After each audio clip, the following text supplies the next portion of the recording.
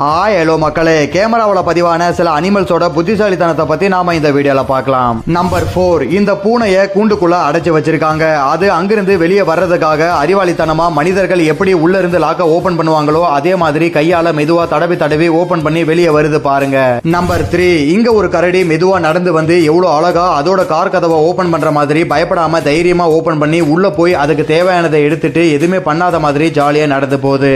Number 2, ஒரு நபர் பூனைக்கு முன்னாடி ஒரு பால் வச்சு அதை கப்பல மறைச்சு அந்த கப்பை மாத்தி மாத்தி வைக்கிறாரு. இதை பார்க்கும்போது பால் எந்த கப்பல இருக்குன்னு நம்மளாலேயே கண்டிப்பா கண்டுபிடிக்க முடியாது. ஆனா அந்த பூனை கரெக்டா கண்டுபிடிச்சிருது.